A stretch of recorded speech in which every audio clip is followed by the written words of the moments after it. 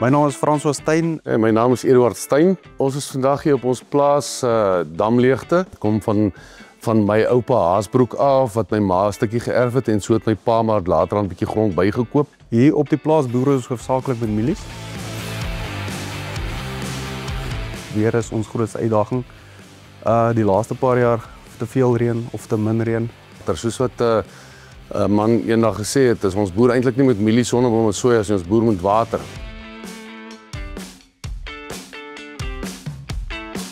Ons stap al 'n lang pad saam met Trio Kunsmis in Diefert. Nie net omdat ons familie is nie. Ek meen Attie is my oudste neefie. Maar ja, nog al die jare van oom Abel se tyd af kry ons die kunsmis by hulle. Ek is vir 40 jaar al 'n kliënt van Driehoek en dan nou van Diefert.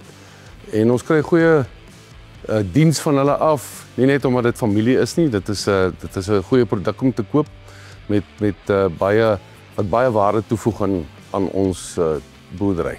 Ons gebruik produkte soos Erium wat nou noodsaaklik is, baie keer KN. En wat lekker is, jy kan vra vir wat jy wil hê. Ek hoef niks te doen nie. Ek bel net vir Attie. Attie sê praat en ons kry die mengsel.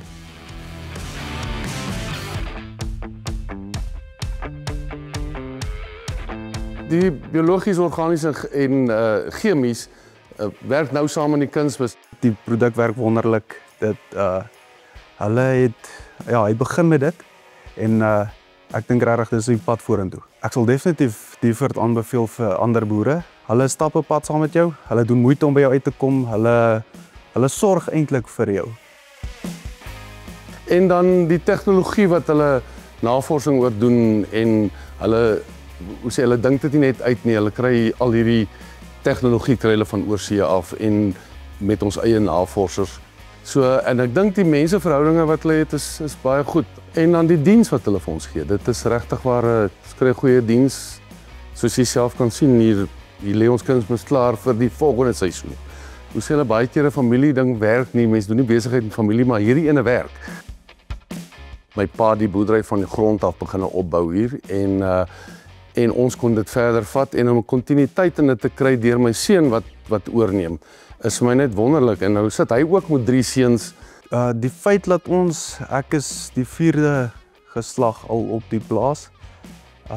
My seuns obviously nou die 5de geslag al. Hulle is nog nie hier nie, maar ek kan net dink hoe lekker dit vir my sal wees om saam met hulle te boer as ek vat hoe lekker dit is vir my om saam met my pa te kan boer. Alles wat ek by hom geleer het en ja, so geslagsboerdery, dit is regtig om 'n fondament te hê van 'n geslagsboerdery en daarop te kan bou.